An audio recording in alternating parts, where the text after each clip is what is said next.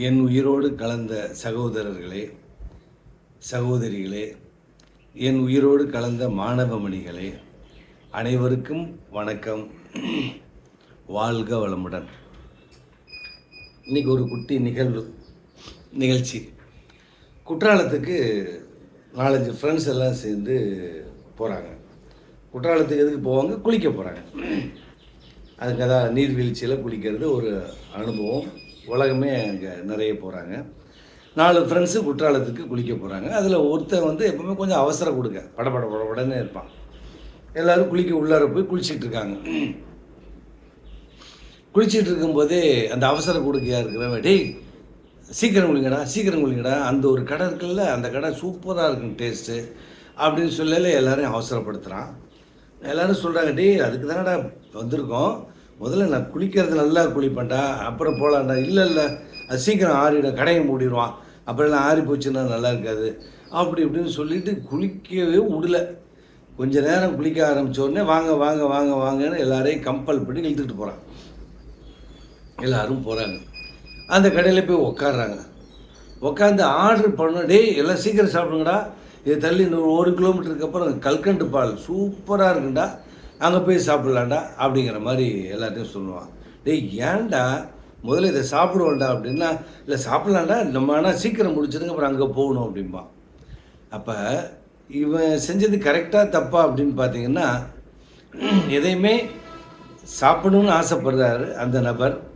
ஆனாலும் அடுத்ததை சாப்பிட்ணும், அடுத்தது போயிடும்னு நினச்சி இருக்கிறத ஒழுங்காக பண்ணுறதில்ல. இதுதான் யதார்த்தமான நிகழ்ச்சி. இது வந்து இந்த குற்றாலம் நிகழ்ச்சியில் மட்டும் கிடையாது, நம்ம வாழ்க்கையில் பெரும்பாலான மக்கள் இந்த எண்ணத்தில் தான் வாழ்கிறோம்.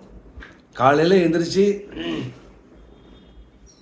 நம்ம பல்லு விளக்கும்போது எத்தனை பேர் இந்த பல்லு சுத்தமாகணும், பல்லை நல்லா விளக்குங்கிற உணர்வோடு விளக்குறோம். பல்லு விளக்கும்போது மற்றதை நினைப்போம். குளிக்கும்போது குளிக்கிறத உடம்பு ஒழுங்காக தேய்ச்சி பார்க்குறத விட அடுத்த வேலை இன்றைக்கி என்னென்ன வேலை நினச்சிக்கிட்டே குளிப்போம்.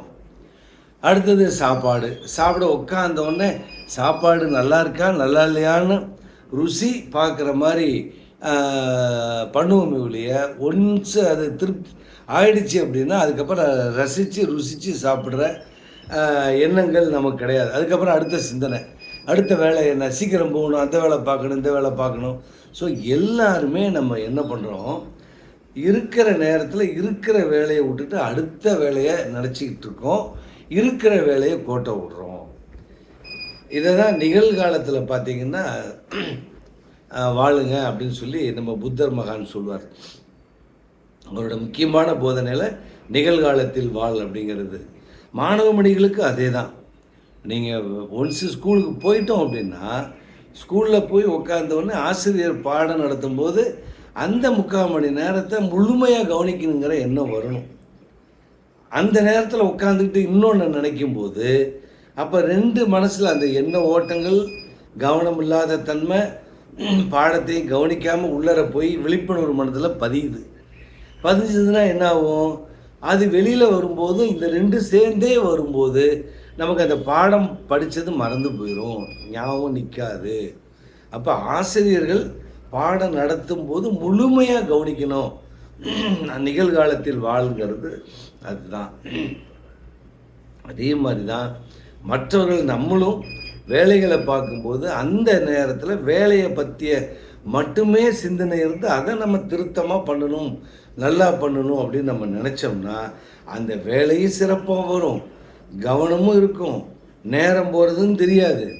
நம்ம வேலைக்கு போயிட்டு வீட்டை பற்றி நினச்சிக்கிட்டு கவலைப்பட்டுக்கிட்டு செய்யும்போது வேலை சிதறல்கள் வரும்.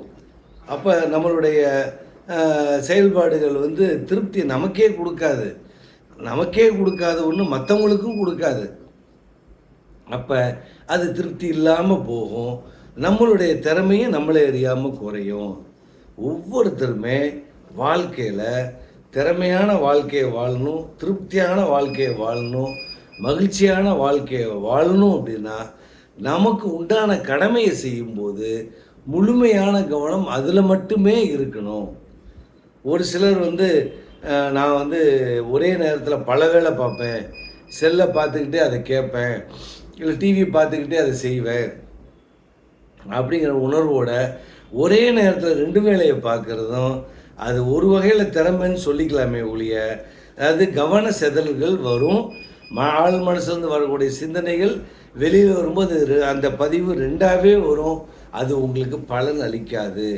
எனவே சகோதரர்களே, சகோதரிகளே, மாணவ மணிகளே, நாம் நிகழ்காலத்தில் வாழ பழகிக்கொள்வோம். எந்த நேரத்தில் எந்த வேலையை செய்கிறோமோ அந்த நேரத்தில் முழுமையாக அதை செய்வோம். சாப்பாடு சாப்பிடும்போது அது முழுமையாக அதை சாப்பிட வேண்டும். மென்று தின்று நம்மளுடைய உமிழ்நீர் அதிக சுரக்க வாய்ப்புகள் கொடுத்து கவனம் உள்ளே செல்லும்போது ஒரு 10 தடவையாவது குறைந்தது அதை மென்று சலைவாவை நிறைய உற்பத்தி செய்து நன்றாக ஜீரணமாக வேண்டும் என்ற எண்ணங்களோடு சாப்பிட்டால் 100க்கு 100% ஜீரணமாகும். நாம் சாப்பிட்ற அளவு எவ்வளோ சாப்பிட்றோமோ அது பூரா சத்து கிடையாது. எவ்வளோ ஜீரணமாகுதோ அதுதான் சத்தாகும். எனவே நாம் நிகழ்காலத்தில் வாழ பழகுவோம். வாழ்க்கையை அழகாக வாழ்வோம். வணக்கம். வாழ்க வளமுடன்.